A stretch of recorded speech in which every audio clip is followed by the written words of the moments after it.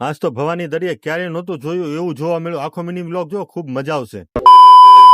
તો જય હિન્દ દોસ્તો, ફરીથી સ્વાગત છે તમારું અસલાના નવા મિની બ્લોગમાં. અને પછી નાઈ તો નીકળી ગયા આપણે બહાર, કેમ કે આપણે જવાનું હતું ભવાની બીચ પર ફરવા. અને વાહ બેઠા હતા અતિકભાઈ ને એની વચ્ચે બેઠી હતી જેબાબેન, જે ફારૂકભાઈ ની ભત્રીજી હતી. અને પછી આપણે કાળું વાવાઝોડું લઈને ચડી ગયા રોડે, કેમ કે આપણે થઈ ગયું હતું મોડું ને આપણા બધા ફ્રેન્ડ થઈ ગયા હતા આપણી આગળ. અને પછી આવી ગયા આપણે મોવા રાજકોટ હાઈવે ઉપર, કેમ કે આપણે અહીંથી જવાનું હતું ભવાની બીચ પર. અને અહીંયા ખોદી નાખ્યો હતો રોડ, કેમ કે બનતો હતો નવો રોડ. અને આખા ગુજરાતનો સુખનો સૂરજ ઉગી ગયો, કેમ કે જ્યાં જોવા ત્યાં નવા રોડ જ બને છે.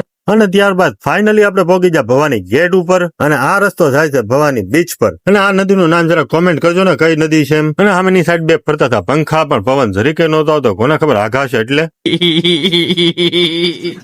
અને ફાઇનલી પહોંચી ગયા આપણે ભવાની બીચ પર. ને ભાઈ ટ્રાફિક તો બહુ હતું હો ભાઈ અહીંયા તો. અને ગાડી મેં 150 કિલોમીટર આગીને જવું પડ્યું હાલીને, કેમ કે ટ્રાફિક હતું બહુ. ચાલ જૂઠા. ને પછી ફાઇનલી પહોંચી ગયા આપણે ભવાની બીચ ઉપર. ને ભવાની બીચ નો નજારો જોવાની કઈક મજા જ અલગ છે યાર. કોને કોને ભવાની ગમે જરા કોમેન્ટ કરો તો. અને એટલામાં જ મળી ગયા હતા આપણને ફેજાનભાઈ, છે આપડા જૂના પાડોશી હતા ઈ. અને આપણને વળીને થઈ ગયા બહુ ખુશ. અને ખટારાનો હેવી ડ્રાઈવર થયો પણ. અને પછી તો ધીમે ધીમે આપણે દાદરા ઉતર્યા, જાણે આપડી ક્યારે રજવાડું ન હોય.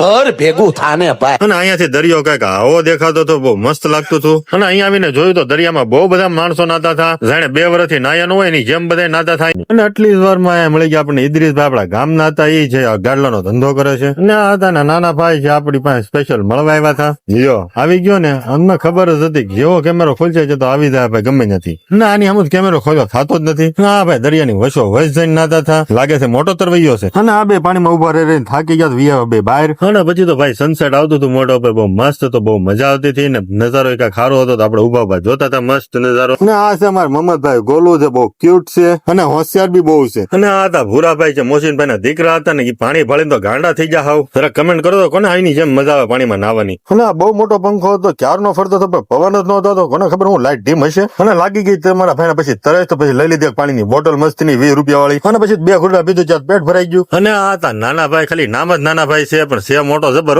હા હા જાંબો જાંબો કેમ પણ મૂછના આંકડા. ને આ ભાઈ ની વાંહે કોઈ છૂત આ ભાઈ ઘા ગાડી લઈને ગયા ગયા આગળ. અને અહીંયા મારતા હતા છોકરા ઠેકડા, તો મને એમ છું કે લાય હું મારી લો 2 ઠેકડા. અને ફાઇનલી થઈ ગઈ હતી હાંજ. તો મળીએ કાલે આજ વ્લોગ ના પાર્ટ 2 માં. ત્યાં સુધી લાઈક શેર કમેન્ટ ને ફોલો કરો ને આપણી યુટ્યુબ ચેનલ ને સબસ્ક્રાઇબ કરી આવો. અને પાર્ટ 2 માટે ફોલો પણ કરી લેજો.